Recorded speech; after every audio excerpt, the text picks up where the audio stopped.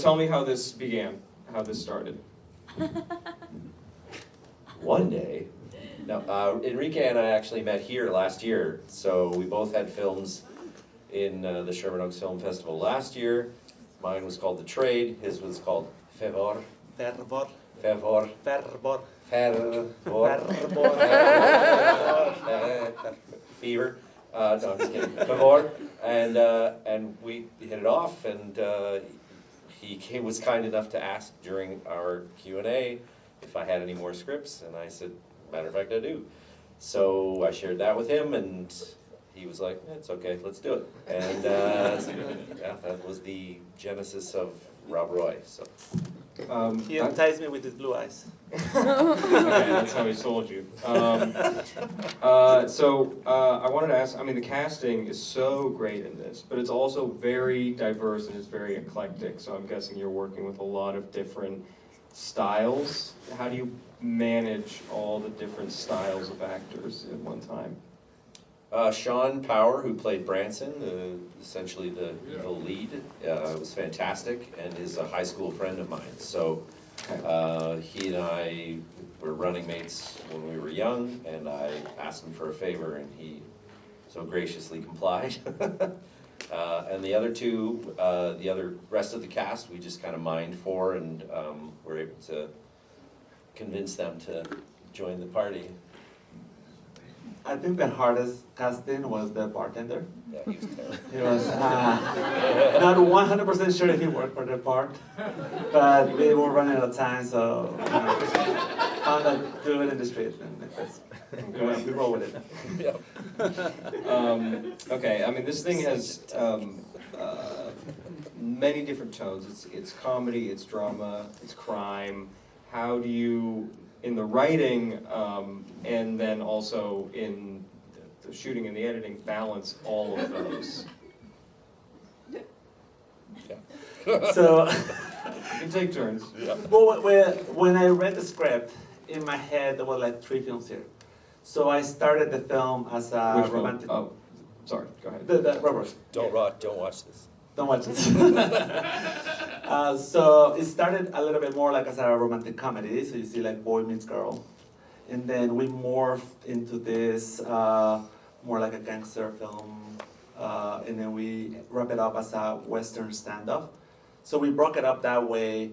So it was easier for everybody to follow the story and like the arc of the characters. And then be a little bit more relieved that things happen because things escalate, and there's stuff that are supposed to be deceiving at the beginning, and suddenly like you're like, oh, I didn't know this guy was this.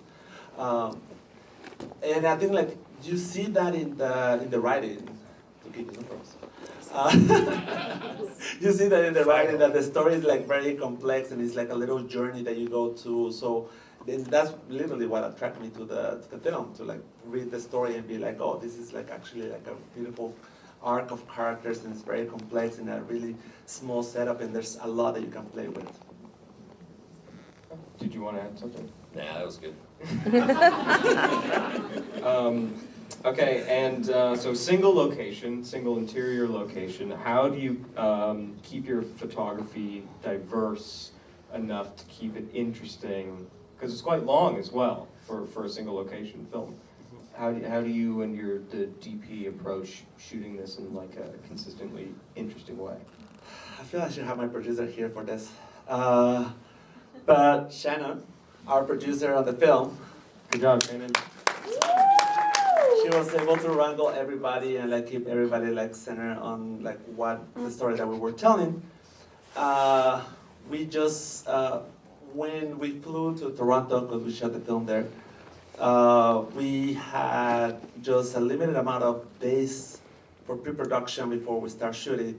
So we mapped out the bar, and I remember we rented our Airbnb, that it was our base camp, and we mapped out the bar and we just recreated with sofas and tables, and like we set it up in the same way that the bar is, and like now that we have this, let's do a quick blocking, so like you said, like every shot doesn't feel like it's too repetitive, everything feels a little bit more engaging, you can move from like the bar and you are like aware of the space that you're in, so we don't have to explain everything as we move forward in the film. Mm-hmm. and it was just like we're just rehearsal, and then the little time that we had to do it. Oh, great. And any questions from any audience members here? Anybody? Okay, 2 hands go. One over here. Go ahead. Okay, my question is about scope, because I think scope was done very well in this short, because I think a lot of people, whenever you write a short, it's just a one interior, and like you feel like a lot of people writing a story, especially like the whole gang challenge, 3 different movies within one, as you're saying, but the scope felt right for the movie. You didn't go to many locations, you didn't try to do too much. So I guess like, what was your thinking behind the scope, and how did you kind of make it feel bigger than it is, but still keep it within, smaller scope?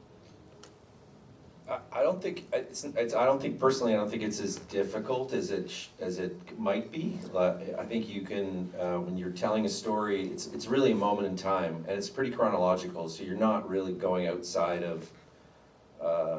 You're not like jumping, like a lot of the other films will jump in time. They'll go from one moment to the next, to the next, to the next. This is a beat, 15 minutes of time in history, and if you stay true to that, you don't try to cram more than is possible to fit into that space, then it feels real, it feels authentic, and I think both of us really focused on trying to keep it as genuine as we could. If these characters were in fact real, how would they exist in the moment that they're in? So, knowing that these people all existed outside of this moment before, and some of them will continue to exist afterward, how would they behave in this reality, and what's their truth? And so I think that was the focus of certainly the script writing, and then Enrique did a great job of sort of bringing that to life through, yeah, you're welcome, bringing that to life in the actual shooting of the moments. And there was one more question. Yeah, go ahead. What's the biggest lesson you both learned from this experience? That dude, come on. I was Okay, supposed to another ask question. that. Go ahead. To me, it is the lesson that I always learn as a filmmaker is there's no success in what you're doing unless you surround with the right people. And I think in this case, we clicked from here. We took the shoot to Toronto. I brought my people with me. My producer came from LA to Toronto with me. My editors here to finishing it up. I think it's always like the people that you're with. And that's what makes things successful for you, is just the people around you. Yeah, I would totally echo that sentiment. Like, from going back to Sean Branson character and I having a history together, and Enrique and I clicking, you recognize people who want to pull in the same direction as you, and the team. Build the team that you trust and that you're inspired by, and that inspires you and that you inspire, stick together and try to share the goal, understand where you're trying to get to, and you'll get there for sure. All right, thank you very much, guys. Really We got appreciate one more. it. Sorry. Go ahead. So I like how it ended to the point where you can extend it to some other. I mean, you probably can't keep the name Rockaway, I don't really know, but you can extend that to something else with that duality of the daughter and the father, just doing their hustle. I like that. That's, you can definitely do some other things with that too. What do you think? Do you think that's something you might be able to do? Yeah, I mean, hopefully, the story certainly has room to grow. Yeah.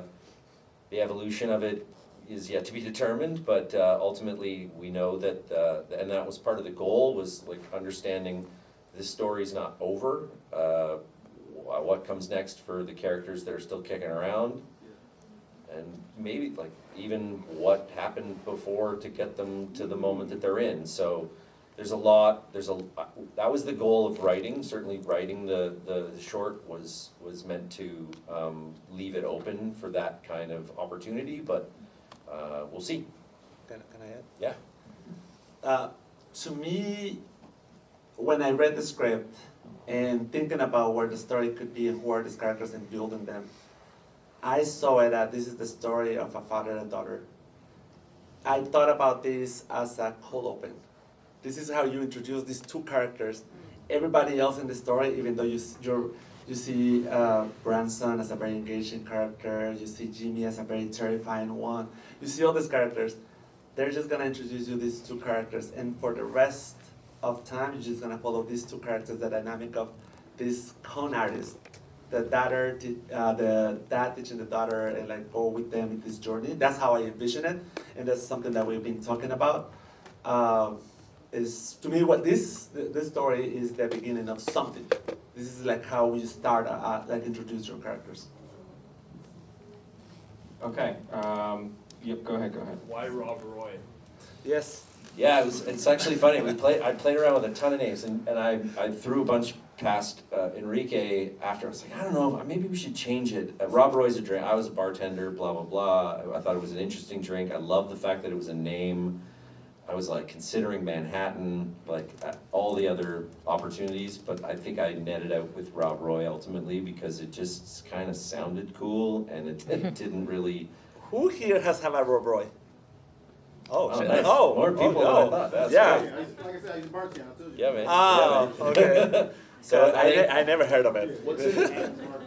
it's Scotch, Drambuie. Drambuie, and like a cherry garnish. And we didn't have any cherries on set, so we just went with, I think it was like watered down Coke. I can't remember. If you look at our bar. Yeah, and our bar was, oh my gosh, that location was awesome. It was a real location, and it was the worst place you've ever been. That's all I'm gonna say about that.